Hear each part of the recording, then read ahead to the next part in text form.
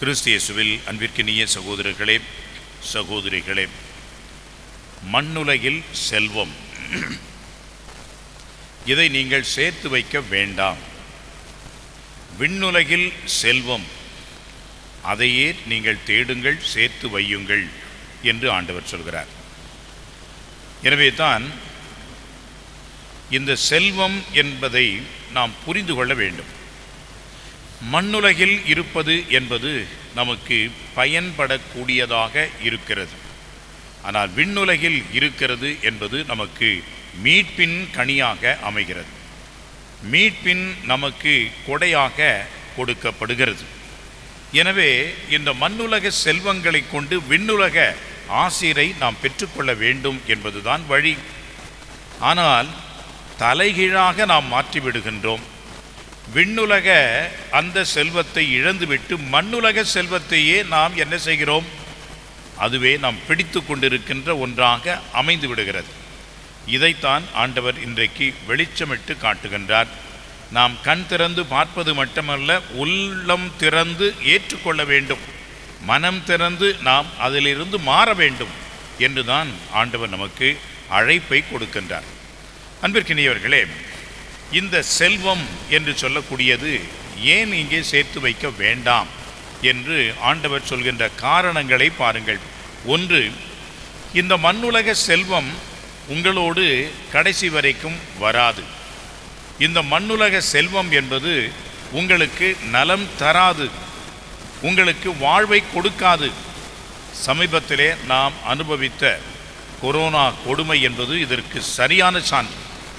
எவ்வளவுதான் பணம் கொட்டி கொட்டி இருந்தாலும் தொற்று நோய் வந்துவிட்ட பிறகு அந்த தொற்றிலிருந்து கடவுளை தவிர வேறு எதுவும் நம்மை காப்பாற்ற முடியவில்லை என்ற வகையிலே இந்த செல்வம் எதற்கு பயன்பட்டது? ஒன்றுக்கும் பயன்படாது.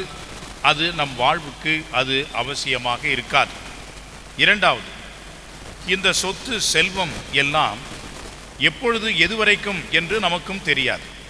குறிப்பாக பாருங்கள், பண இழப்பு, அந்த மதிப்பு மாற்றம் 2000 ரூபாய் செல்லாது என்றெல்லாம் சட்டம் இயற்றிய பிறகு சேர்த்து வைத்த அந்த 2000 நோட்டு செல்வமெல்லாம் கட்டுக்களாக இருந்த பணமெல்லாம் எதற்கு?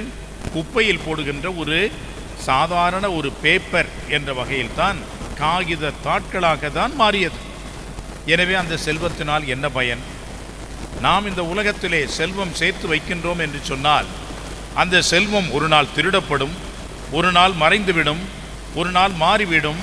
நாமும் ஒரு நாள் இந்த உலகத்தை விட்டு சென்று விடுவோம். அந்த செல்வம் நமக்கு எந்த ஒரு பலனையும் கொடுப்பது இல்லை. ஆனால் வாழ்கின்ற வரைக்கும் நமக்கு அந்த செல்வம் தேவை. அன்புக்குரியவர்களே, இது எப்படி என்று சொன்னால் மூச்சு காற்று போன்றது. இந்த மூச்சு காற்று நமக்கு தேவை. எவ்வளவு தேவை? போதுமான அளவு நமக்கு தேவை. அளவுக்கு அதிகமாக வந்துவிட்டால் மூச்சு திணறல் வந்துவிடும். அளவுக்கு குறைவாக போய்விட்டால் மூச்சை நாம் இழந்து விடுவோம். எனவே இந்த மூச்சு என்பது உயிர் காற்று. இது வாழ்வதற்கு மிகவும் அடிப்படையானது, அவசியமானது. இது அதிகமானாலும் வம்பு, அது குறைந்தாலும் பிரச்சனை.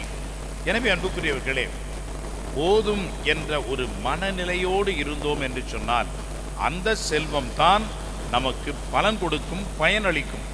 அளவற்ற அதிகமான செல்வம் என்ன செய்கிறது என்று சொன்னால், எங்கே உங்கள் செல்வம் இருக்கிறதோ அங்கே உங்கள் உள்ளமும் இருக்கிறது. அப்படி என்றால் நம்முடைய கவனம், நம்முடைய உள்ளம், நம்முடைய எண்ணம், நம்முடைய நோக்கு இந்த உலகத்தில் இருக்கக்கூடிய அந்த ஒரே ஒரு காரணம் எல்லாம் இதற்காகத்தான் இருக்கிறது.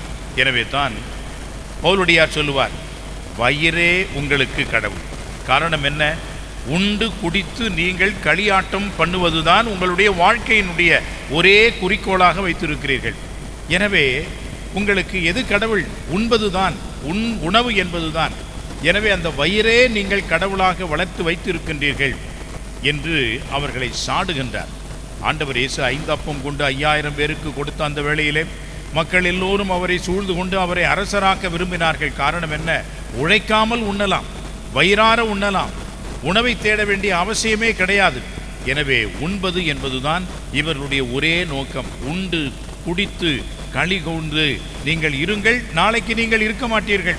எனவே நீங்கள் என்ஜாய் என்ற அந்த ஒரு அடிப்படையிலே இந்த வாழ்வு இருக்கும் என்று சொன்னால் அதனால் என்ன பயன்? இந்த உலகத்தினுடைய செல்வத்தினால் என்ன பயன்? எனவே தேவை என்பது ஒரு பக்கம், தேவைக்கு அதிகமாகவே இருந்தால் அது நமக்கு ஆபத்து, தேவைக்கு குறைவாக இருந்தால் அதுவும் நமக்கு தேவையில்லாத ஒன்று. இதைத்தான் ஆண்டவர் இன்றைக்கு எச்சரிக்கின்றார். எனவே உங்களுடைய செல்வம் எங்கே இருக்க வேண்டும் என்று சொன்னால் விண்ணுலகில் இருக்க வேண்டும், வானகத்தில் இருக்க வேண்டும். அங்கே ஆண்டவர் என்ன செய்வார்? வாருங்கள் என் தந்தையின் ஆசி பெற்றவர்களே, நீங்கள் ஒரு ஏழைக்கு இந்த உதவி செய்தீர்கள், எனக்கே நீங்கள் செய்தீர்கள், வாருங்கள் என்று சொல்வார்.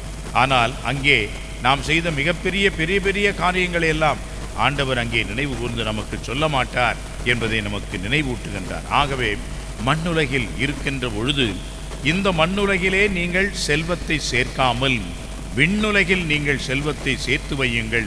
அதை யாரும் திருட மாட்டார்கள், அது அழியாது, நிலையானது என்பதை நமக்கு சொல்கிறார். வள்ளுவன் அழகாக சொல்கிறான், வையத்துள் வாழ்வாங்கு வாழ்பவன் வானுரையும் தெய்வத்துள் வைக்கப்படுவான் என்று சொல்கின்றார். வானுரையும் தெய்வத்துள் வைக்கப்படுகின்ற அளவுக்கு இந்த மண்ணுலகிலே நாம் வாழ்வாங்கு வாழ வேண்டும் என்பதுதான் ஆண்டவர் இயேசுவினுடைய விருப்பம், அவருடைய சித்தம், திருவுளம். இதை நாம் ஏற்றுக்கொள்வோம். செல்வத்தின் மேல் இருக்கக்கூடிய அதிகப்படியான பற்றை நாம் தவிர்ப்போம். செல்வத்தை பயன்படுத்தி நிலையான செல்வமாகிய இறைவனை அடைய இறைவன் நமக்கு ஞானத்தையும் வெளிச்சத்தையும் தர இத்திருப்பலியிலே மன்றாடுவோம். ஆம்.